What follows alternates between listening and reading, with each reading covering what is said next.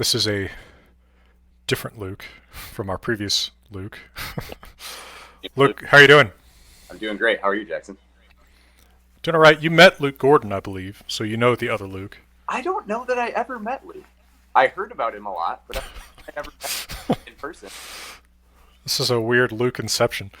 Anyway, he's been on with us a couple times, but Nice. it's great to see you again. I mean, it has been a while, and I'm really thankful that you came on to do this because I mean, so many of my Patreon supporters are real into Tolkien Well, and Tolkien as a scholar, right? And I mean, this is something that's just so up your alley. I'm just ecstatic to have you on. it'll be fun. So so why don't you tell us something about yourself, some of the work you've done with Tolkien, and anything else you'd like to say to kick us off? Sure. Tolkien, I mean, like a lot of people, Tolkien's what got me into language. I did. And then we obviously met in the Scandinavian department at UW-Madison. When I was there, I was a lot more into the dead Germanic side of Tolkien, Tolkieniana. Um, and then the latest work I've done has been in sound symbolism and Tolkien language. Last thing I did was out in the Journal of Tolkien last summer, looking at Could you move a little closer to what's recording you because you're a little I don't know what to call it, and little bubbly. why. Well, yeah, and every once in a while my phone seems to just let me know if there's any every time you can. How is it now? Seems better. But there's always going to be something. Like I've learned, like these things never go off without some audio thing. Right. So, all right. Well, you were saying about publishing in the Tolkien studies. Yeah, Journal of Tolkien Research. Yep, just a paper that was kind of a long time coming. Just took me forever to wade through all the data and uh, kind of finish it up. But looking at sound symbolism in Tolkien's earliest lexicon, so the Kenya lexicon and the Gnomish lexicon from 19. Any interesting finding out of looking at those early lexicons?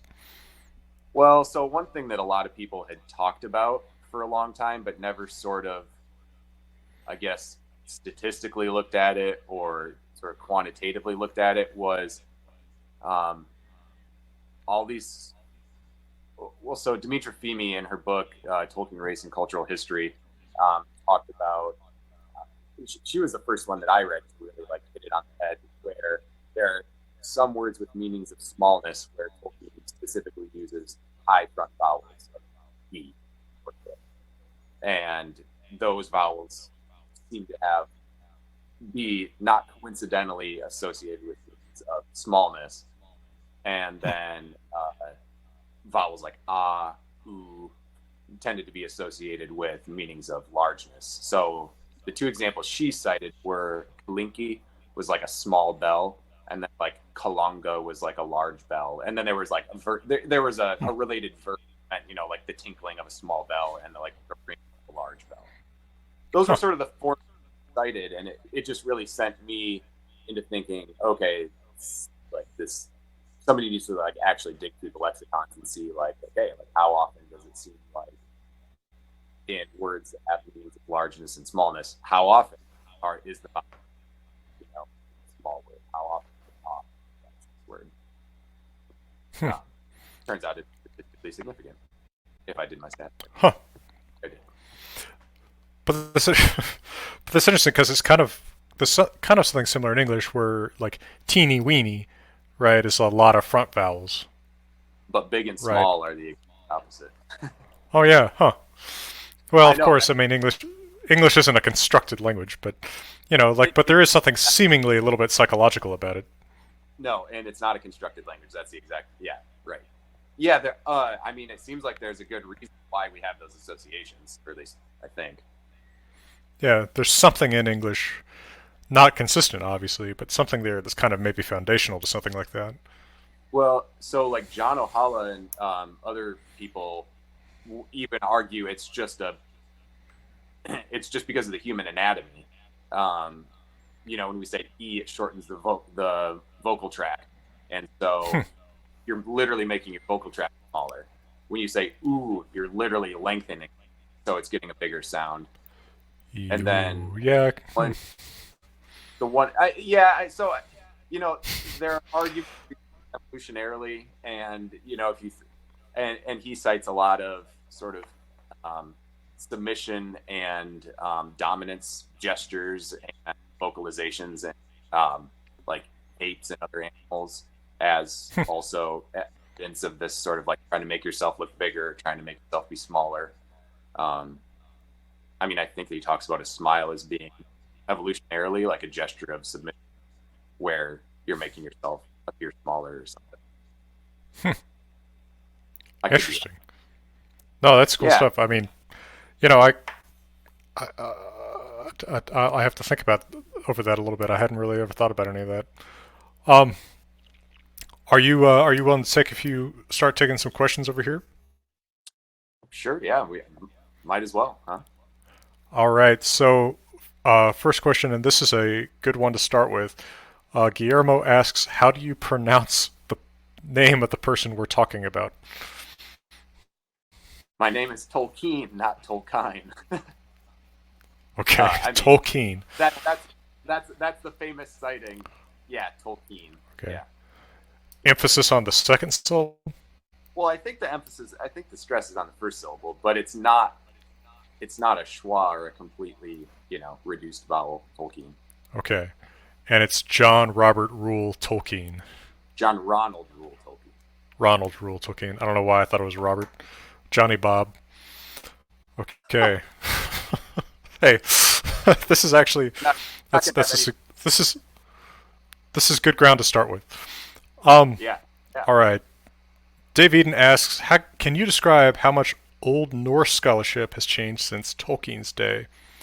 So, for example, hold on, I just lost this. Are there developments you guys know about the language or literature that would have been surprising to Tolkien? I think that's your question, Jackson.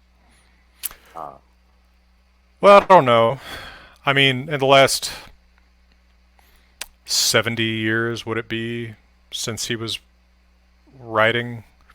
I don't know if there's anything that would have really surprised or shocked him.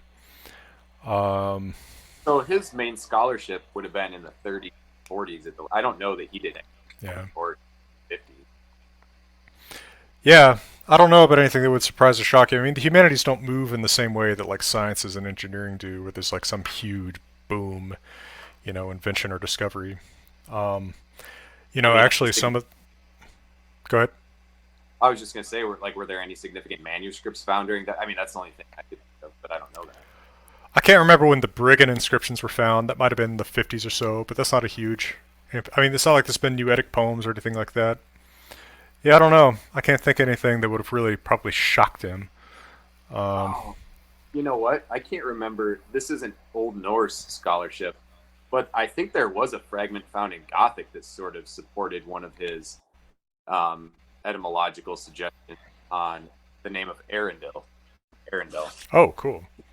Cool. So something in Gothic that had the name of the star? Yeah.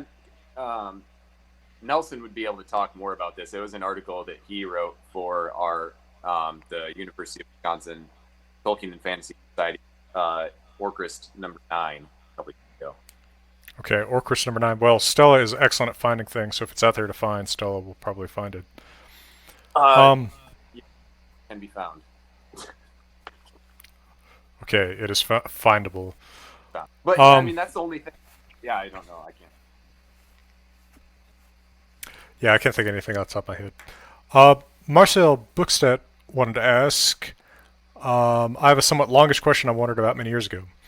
In the town of Bree, on the road from the Shire to Rivendell, there is an excellent inn called the Prancing Pony. The innkeeper is known as Harry Goatleaf. Now, goatleaf can be directly translated into caprifolium, honeysuckle, but it is not really an English word. However, there's a very famous poem by Marie of France, late 12th century, in Brittonic Anglo-Norman called Chevrefoil. It is about Tristan and Isolde. Tolkien must have known about Marie de France. Here is the mystery. Why did he name the somewhat mundane innkeeper of Bree after that sad and hot poem?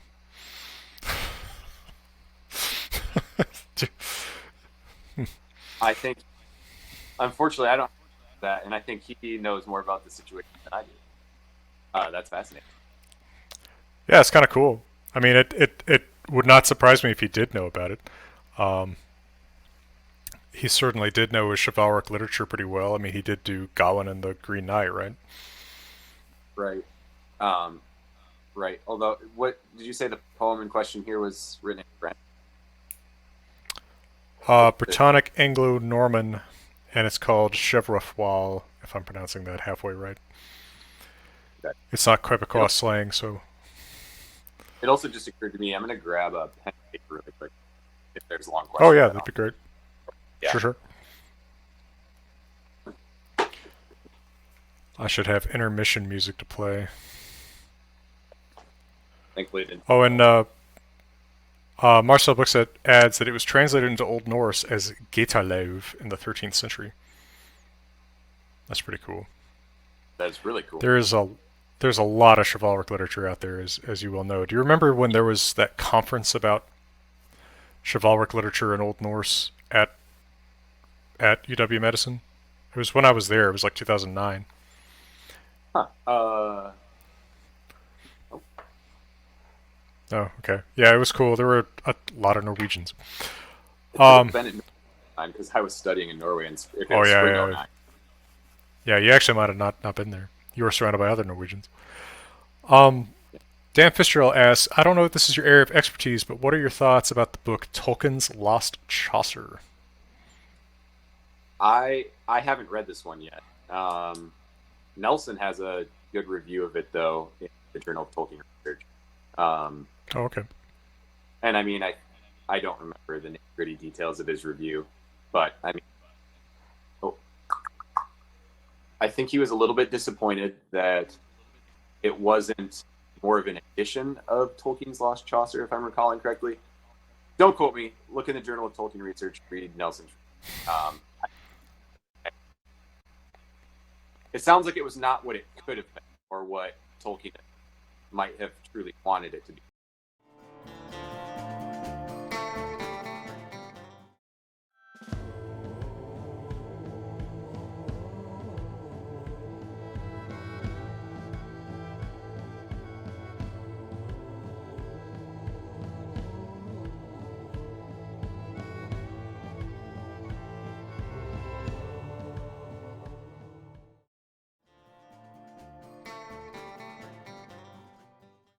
Lorianne asks, is there a story on how Tolkien, quote, rediscovered Beowulf? And can you tell us about his lecture, Beowulf, the Monsters and the Critics from 1936?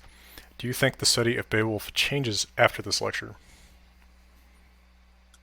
I'm not really too thick in Beowulf studies, but I don't think too many people disagree that at the time that lecture changed the direction of Beowulf studies. As far as I understand it, Beowulf studies at the time were sort of plundering Beowulf for historical artifacts, just trying to glean what they could from the poem without really valuing the poem itself a whole lot. And Tolkien's essay, Beowulf, the Monsters and the Critics, or the talk that became the essay, sort of changed people's minds on it, in terms of just looking at it as a poem worthwhile in itself, saying the monsters aren't a terrible thing. In fact, there's value to the monsters.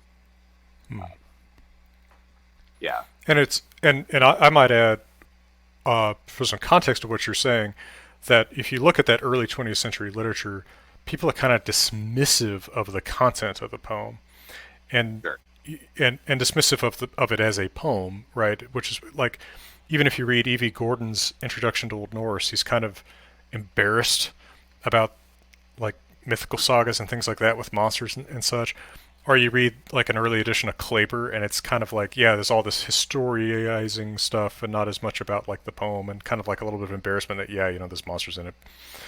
I think we sometimes forget that context because in the early 21st century, we're not that uncomfortable with monsters. We think they're pretty awesome. Yeah, we've got. Yeah. There's a Beowulf movie.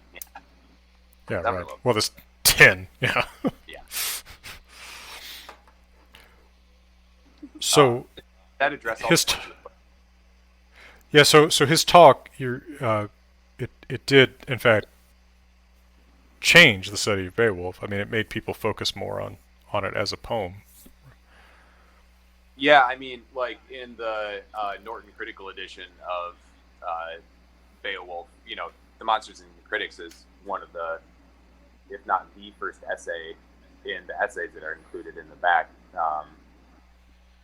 I don't think, I don't know, I don't know everybody in Old English studies at all, but I mean, my impression, especially, Michael Drought would definitely make the case that,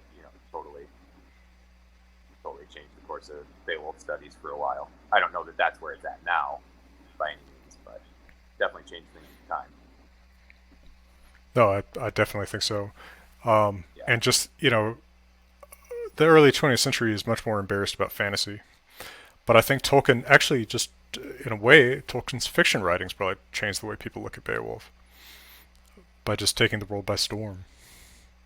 Right. And I mean, he very much thought of himself as doing what the Beowulf poet did.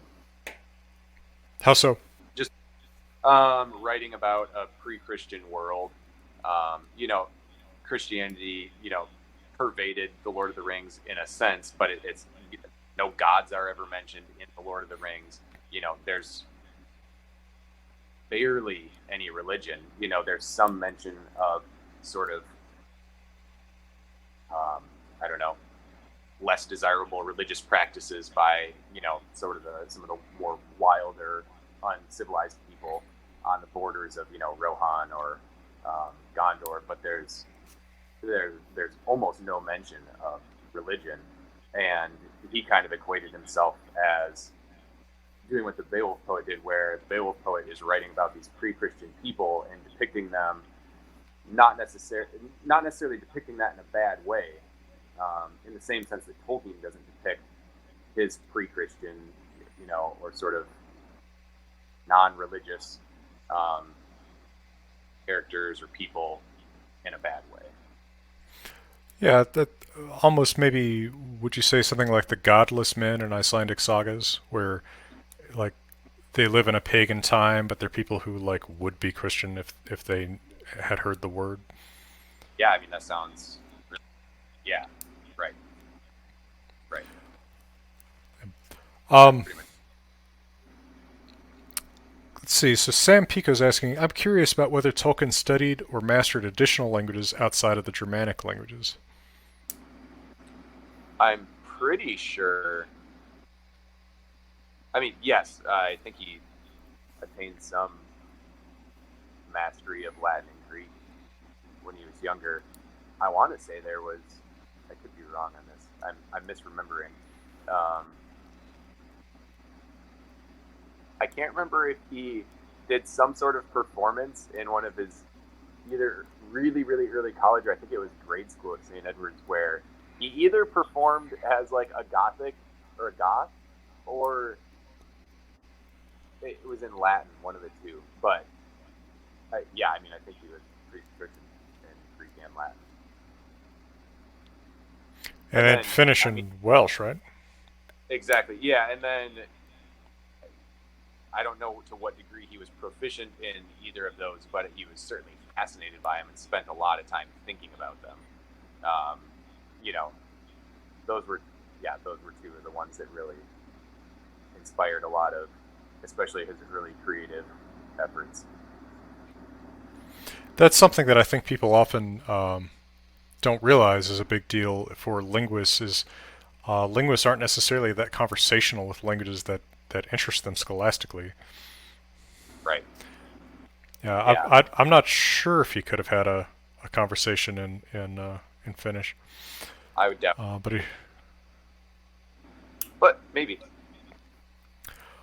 uh, okay, I'm losing track over here. Let me scroll back up. I think the next person. Oh, there we go. Okay, Vicky asks, on the subject of Beowulf, I've wondered why Tolkien chose to translate it in prose rather than in verse. Any insights on that? That is a good question, and I haven't read through his translation in a while. Um,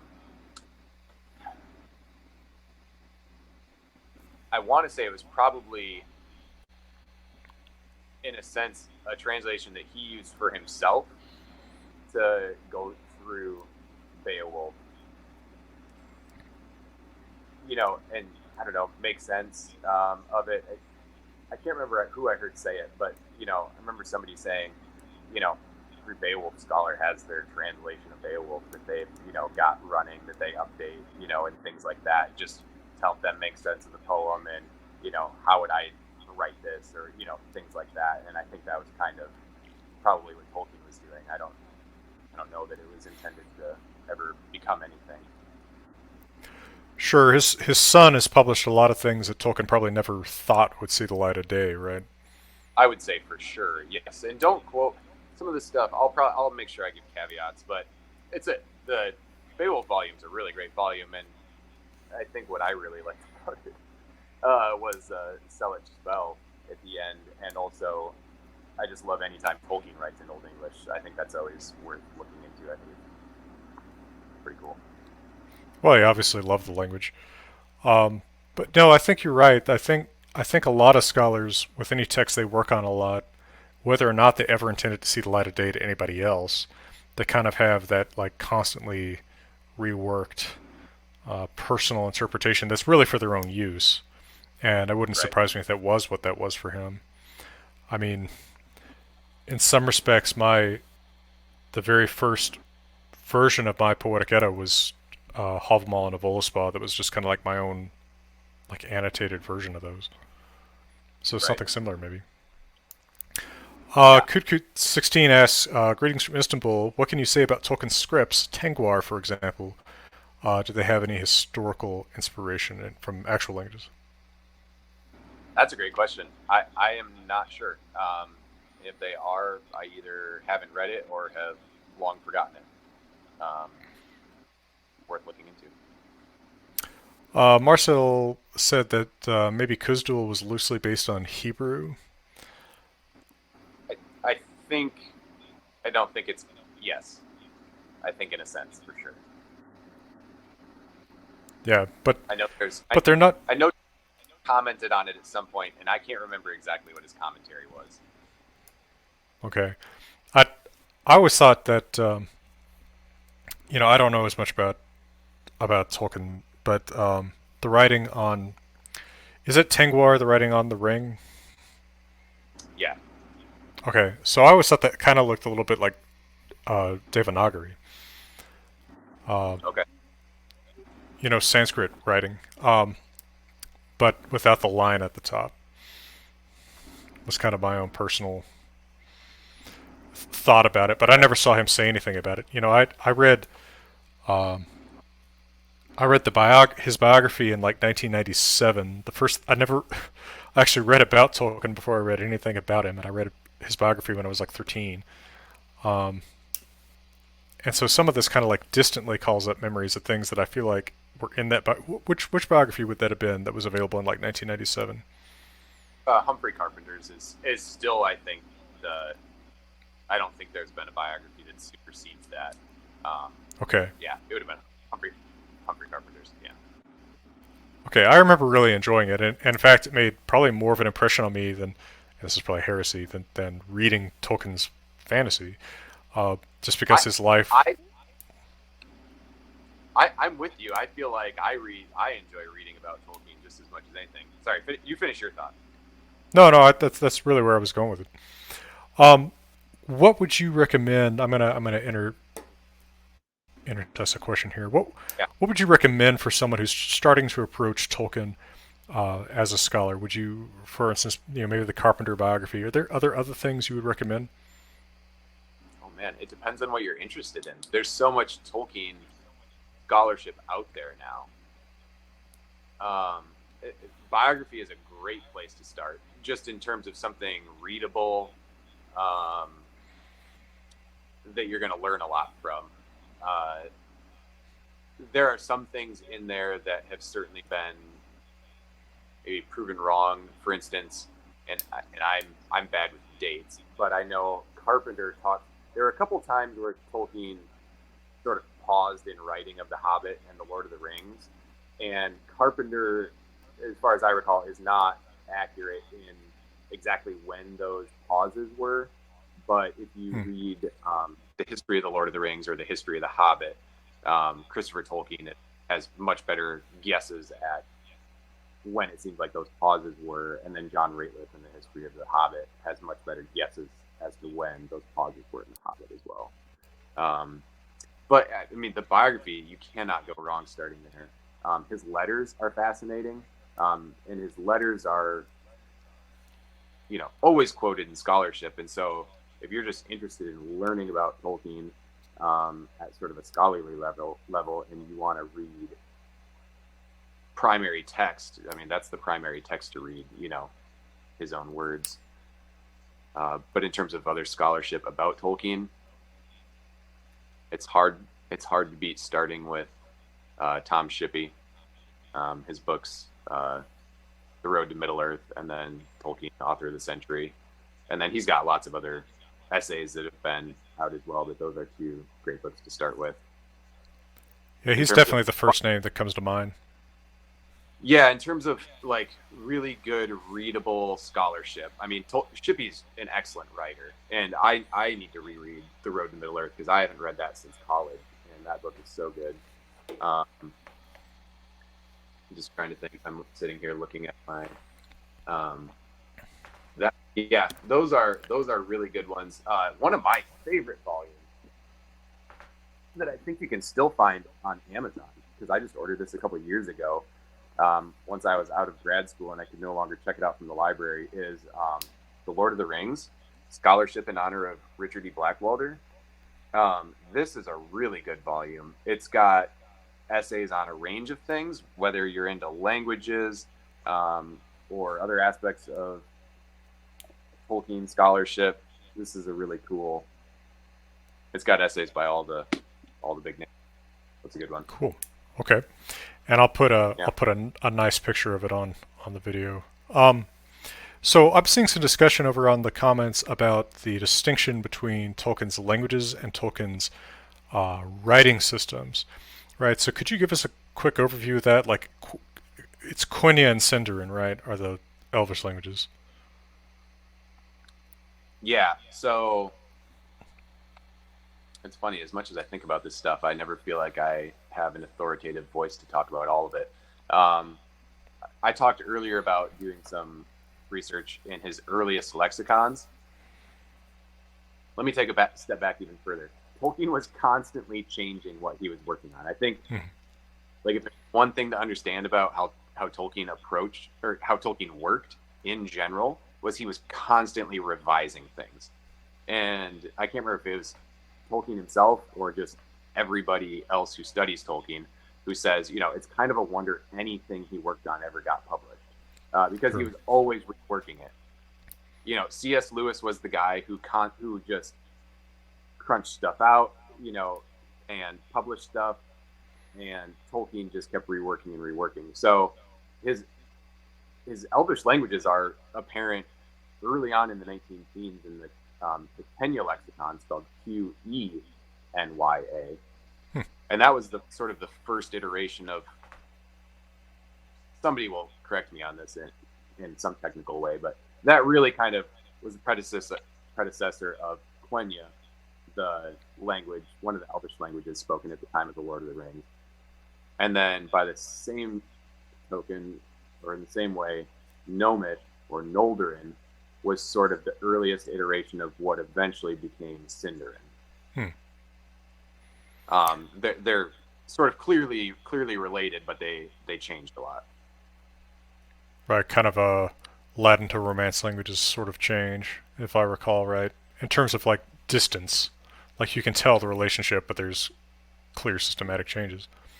Yeah, there's something like there's some of that, but there's also an aspect to which Tolkien was working on Noldorin and Gnomish, but then decided that language was going to be the language spoken by the Sindar, and so kind of also like just changed the name of it. Hmm. I I I could be wrong on that, but I'm pretty sure. And then is Tengwar, is that the script, the writing system? Yeah, and then Tengwar is the script, and Kirth is the runic system at the time Okay. of the Lord. Like you Yeah, see in The and Hobbit on the then, map and stuff. wait. So Or what are you that talking about? Gandalf uses the G rune to sign something, but it actually Yes, looks like an F rune. Yeah. Because his it's runes are called not Germanic runes. right. They were in the Hobbit. He used, or wait, at the time of the Hobbit, I think he used Germanic runes. So I'm pretty sure he switched at one point because he did start out using, I think, Germanic runes, or they were based on it at any rate. And then yeah, he completely departed when he devised the cure and the variations of the cure. Okay. Yeah, so that clears that up. That was something that was being discussed, was whether Tengwar referred to a language or a script. Um, Yep. Laura asks, what is your favorite of Tolkien's writings and why? Whew. So like, just a question. Well, so I'm rereading the Two Towers right now, and I guess it's tough to beat the Lord of the Rings. The Lord of the Rings is so good. I guess I don't know what else to say. The Two Towers is, if I had to pick a book, I like the Two Towers the best. Okay. But I can see it. it's sort of your, as there's a lot of sort of magic and awe to the Fellowship of the Ring, certainly. And I was telling somebody the other day, but when Aragorn and Gimli and Legolas meet the Rohirrim and Eomer on the plains of Rohan, it always has felt to me like the first glimpse of where these characters that you've been going on this trip with encounter somebody who is truly in awe of them, and you realize that these characters that you've been sort of taking for granted are incredible. Right. Eomer cannot believe what he's like. Are we walking in legends or on the green grass under the sunlight, or something like that? And it's just sort of like, oh, okay. Nobody believes these people are who they say they are because it just sounds insane. Right. Especially Aragorn. I think that's But, just such a cool moment. no, you're right. I hadn't thought about that, but like the change, the way it forces you to see the perspective of people within in world. Right, because up until then, they've met what? Okay, so Barlaam Butterbur, I think, finds out kind of who Aragorn is, but he's not really the character that's, you know, Right. um, he finds out that Strider is more than who Strider is. But Right. yeah, yeah, it's a good perspective. I think my favorite Lord of the Rings was the Prisoner of Azkaban. Uh, just I think Dumbledore I couldn't agree more. is my favorite. Yeah. Um, It's a hard question, but I mean, really, the Lord of the Rings is his masterpiece. You know, did I ever make you sit through? I feel like I did. Some of the riff tracks of the Lord of the Rings movies. I feel like I did probably, once. Yeah, probably. I think at Brent's house we watched at least the Two Towers riff track once. Okay, yeah. Oh Back when man, Brent was there. I miss that. Yeah, I still drive past his house, and I know. yeah, Well, they've moved on to better states. they, hey, Um. Okay. Let's see. Lorian was asking. Tolkien. I'm trying to get used to saying it that way because I've been slurring that with the schwa. Tolkien was a professor of Anglo-Saxon poetry. Are there more Anglo-Saxon poems that influence the Lord of the Rings stories? I see a lot of the sagas in The Hobbit and The Lord of the Rings. well, so Wolf, and I think the poem is labeled Christ, um, were one of the ones that. Well, I guess let me put it this way: there was a line in one of those poems, uh, which was, Hail Arundel, bright stars sent to us, here in Middle Earth. That's the modern English translation, and that was a line that incredibly inspired him, and that's what sparked in his brain this tale of this mariner who, Hmm. um, this mariner who would sail the skies, named Arundel, and that was all just sparked from this line in I can't remember which of the poems because I'm terrible with titles, but I could probably look that up pretty easy yeah, because and that's just I think it's Ela Erendel is what the line is. yeah, yes, Ella Arundel. Ela Erendel Engla Bertus, yeah. Yeah, yep. Um, Yard Monum Sended. yes, that's Christ, yeah. Okay. I think that's in the Exeter book, if I'm not mistaken. I'm different. I trust you on that. Yeah, I think that's right. I got all this stuff somewhere. Um, Right. so I'm going to intersperse another question for me. Yeah. Could you situate your own kind of language journey relative to Tolkien's? I'll tell you what I mean. I kind of got into these languages and then heard about this guy Tolkien who was into these languages and did some stuff inspired by literature in them and was inspired with the languages themselves.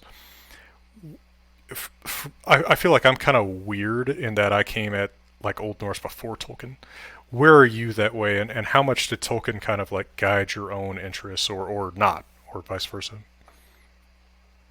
Yeah, I'm like the classic case where I read Tolkien and I remember reading through the history of Middle Earth and encountering Old English for the first time. I hadn't encountered Old English until I was reading through the people. I can't remember which one it was now, but The Shaping of Middle Earth, where he's got, he started basically writing out the translation of the Silmarillion into Old English. And I just remember being like, whoa. It looks totally different on a page. You've never seen the Ev character before, and Thorn. You're just like, what are these letters? This language is kind of familiar, but at the same time, I don't know exactly what's going on. Right. And so that's what got me interested. And then obviously we converged on similar paths despite sort of getting interested in things in different ways. And I still very much enjoy reading Old English for fun. And then me and my friend Matt are reading through Volslinger Saga and Old Norse just, for fun on Sunday mornings right now. But I would definitely say I do that more for pleasure now. Intellectually, I'm really interested in theoretical phonology and sort of,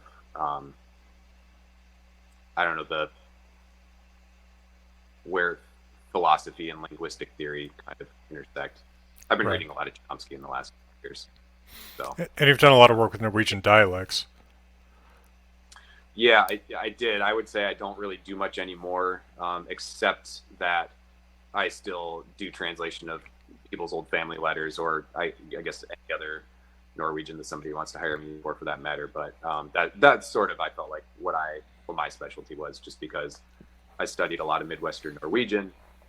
You've got these letters written by Norwegians from the Midwest or, in America, and it's kind of a goofy version in Norwegian. And, it's something that I spent a lot of time studying and thinking about. So. Right.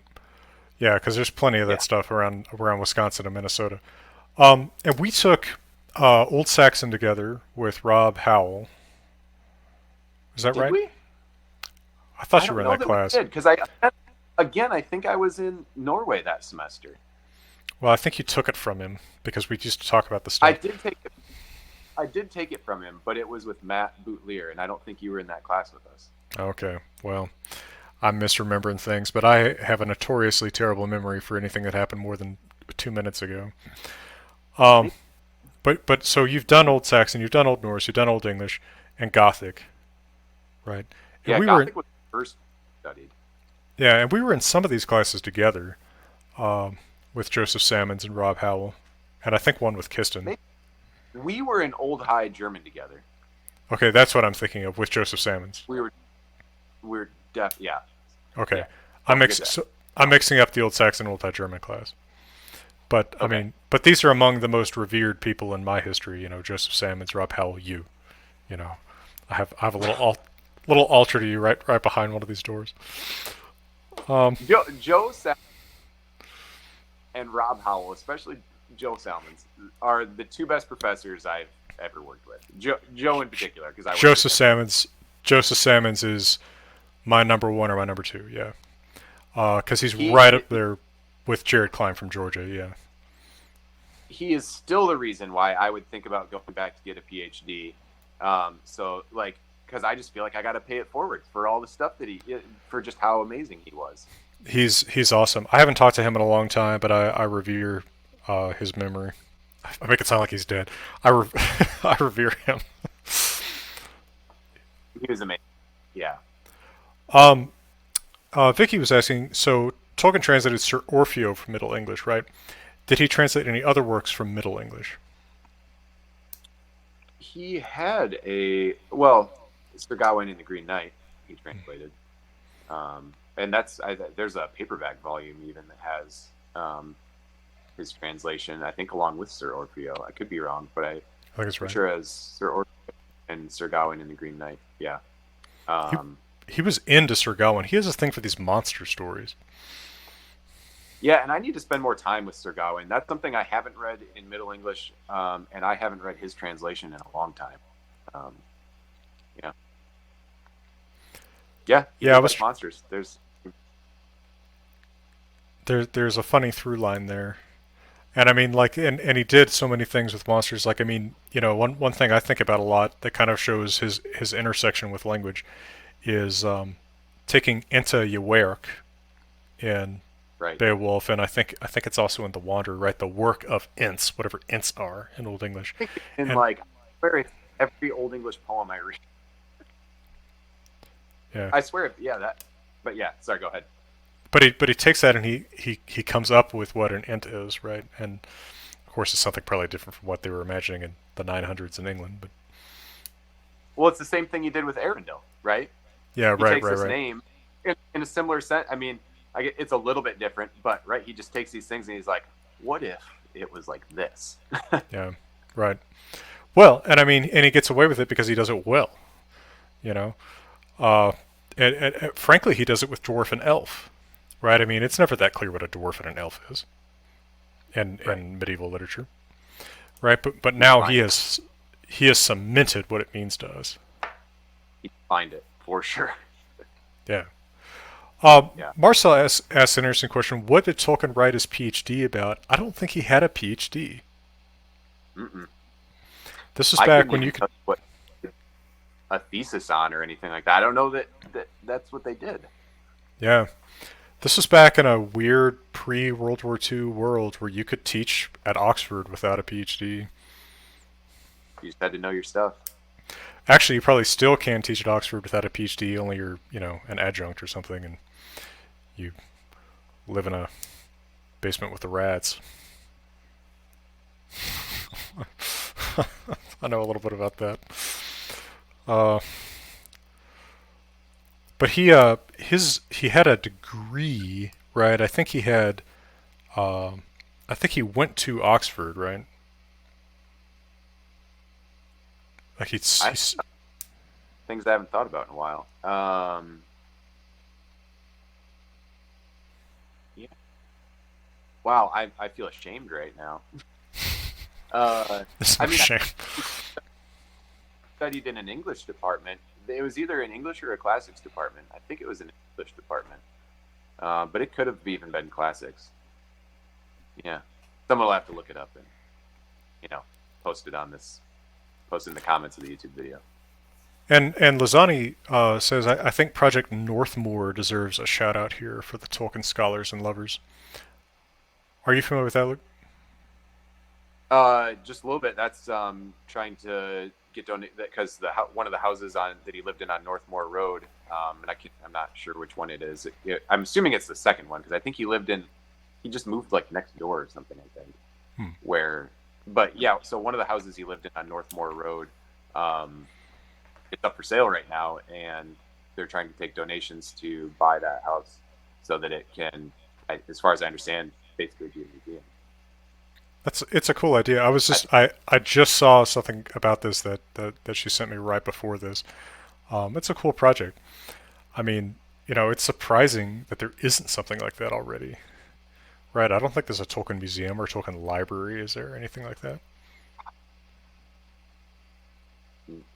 well, I guess it depends on what you mean by Tolkien library. I mean, certainly the special collections at Marquette University is. That's right. A lot But of do you mean his, like live his stuff? yeah. But you're right. That's actually an interesting point to make. Is that Wisconsin, bizarrely enough, has a ton of Tolkien's original papers. Basically, all of the Hobbit and the Lord of the Rings. Yeah, it's so bizarre that wound up in Milwaukee. I mean, we went there Right time, once. right place, right person. Yeah. Did we Uh, did we ever go there together? Or we went there to listen to a talk one time, didn't yeah, I we? think that's what it was. Yeah, because I remember I was there with you. I don't think I'm misremembering this. Um, I forgot about that. Yeah. yeah, it's funny how much uh, how memories change and stuff over time. But I remember every single Tuesday at Quaker State. Uh, Because you won at trivia every time. yeah, maybe that's why. Oh lordy! And I remember, we used I to have a. still eat wings. Hmm? I still eat wings on a weekly basis, like Excellent. because you start vision. Well, it was actually the other Luke that started the tradition at Georgia, and then I kind of carried it forward. But I've lived in places where it's sort of harder to get them. There's actually not that many places around here where it's easy to get wings, Huh. and of course, COVID is kind of a problem for everything. But no, it's just bizarre. I mean, do you know how that stuff did wind up in Wisconsin? Why is it at Marquette? Uh, so I'm gonna put in. I'm not gonna lie. I'm gonna put in another plug right now for Orcus number 9. You can go to 20th Century Books .com. It's a used bookstore in Madison, and he's I think the only one that sells it. But John Rateliff has a really good article in there that talks about exactly how it got there, what we know, what we don't Oh, know. cool. Um, and so there was this, I can't remember what his exact position was, but William Ready or Reedy, it was Ready, worked with, I can't remember the other guy's name, worked basically with somebody who was over in England, communicating with Tolkien to negotiate a price for the manuscripts. Marquette is a Jesuit university, so they were interested in collecting manuscripts and works of important Catholic writers. Huh. And so, obviously, the amazingly popular books come out by a Catholic writer, and they wanted to get their hands on it. I mean, really, this guy was full of himself, and his account of how he got the manuscripts is kind of riddled with falsehoods. If you read Rateliff's article,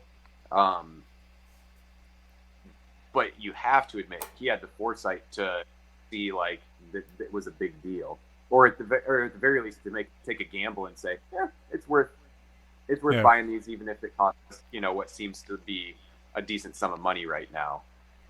And I can't remember all the years and dates, but they negotiated the price, and Tolkien sent pretty much everything off, and then Marquette ended up really getting a bargain because I think he sent them Farmer Giles. I can never remember if it should be pronounced Giles or Giles of Ham, but Farmer Giles of Ham. Basically, they got one or two other like small works along with it. And then Tolkien discovered even more manuscript material related to the Lord of the Rings after he sent the initial shipment, and he shipped all those off at some point as well. So when they were talking about the number of pages they were buying, that that impacted the price they negotiated. And then when he found more, he sent it over, without asking for any more money, basically Sure. thinking this should have been gotten sent there. This was part of the deal, and just sent it on over. So It's yeah, generous of him. I mean, I don't think he ever thought of himself as the celebrity that he became.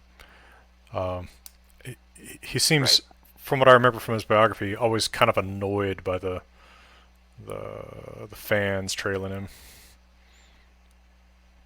But also, I mean, I think oddly generous to him sometimes. I think there were people that would call and he would talk to, or people even that would knock on his door that he would talk to. I don't think that was always, but Man, that's the reverse of Robinson Jeffers, who had a sign at his front gate that said "Not home before 4 p.m." and at 4 p.m. he flipped it so it said "Not home after 4 p.m."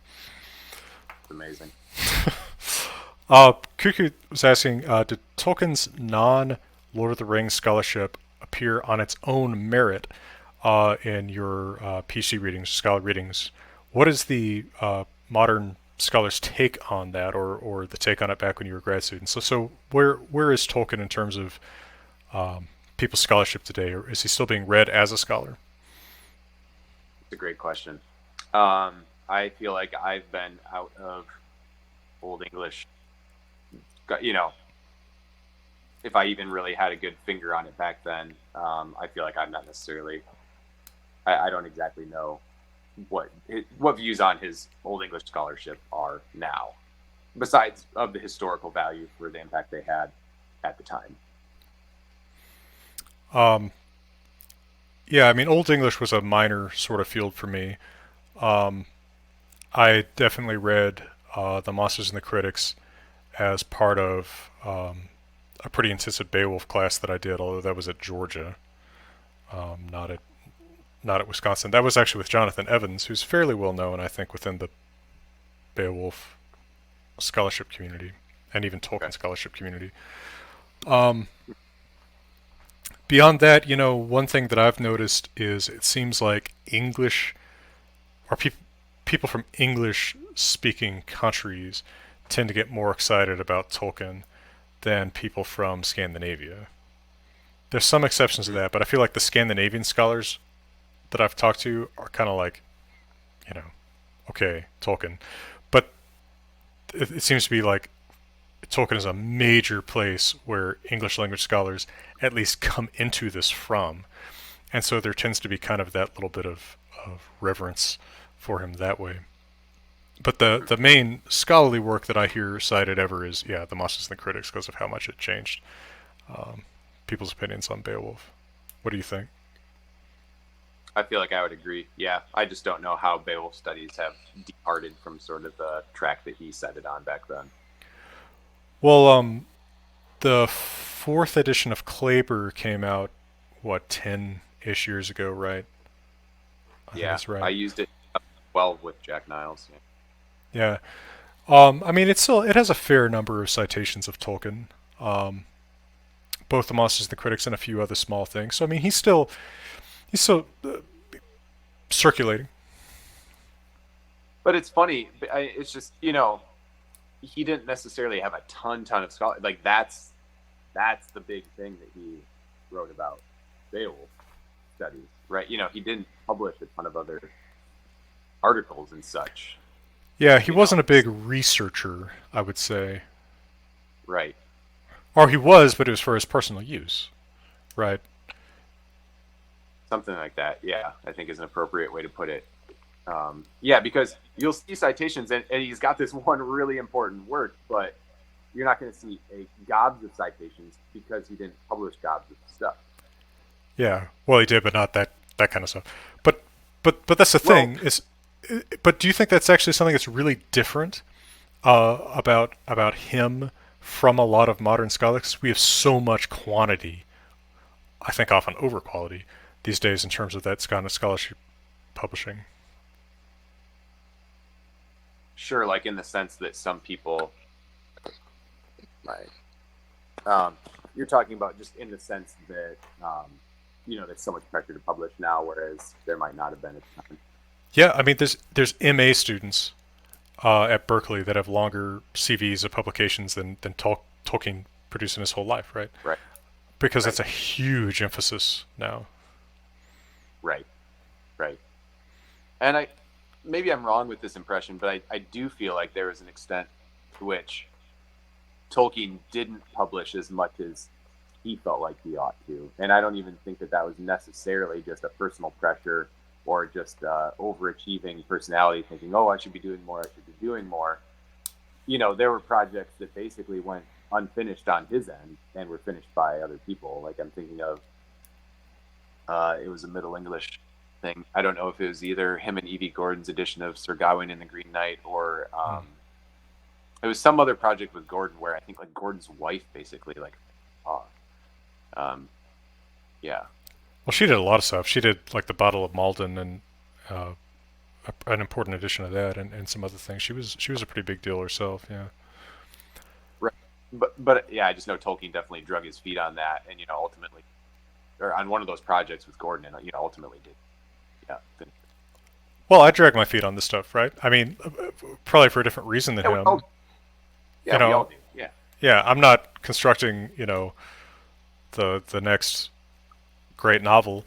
For me, I end up dragging my feet about this stuff because it's like I'm never gonna have tenure. So like, what does it do for me to publish 20 articles a year? Um, yeah, but it's interesting to me just thinking about how, and maybe this is too much of a hot take for this kind of crowdcast or whatever.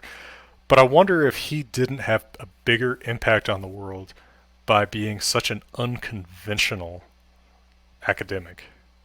He could have followed a real conventional path and maybe been more respected, but he didn't, and now he's a household name for millions of people.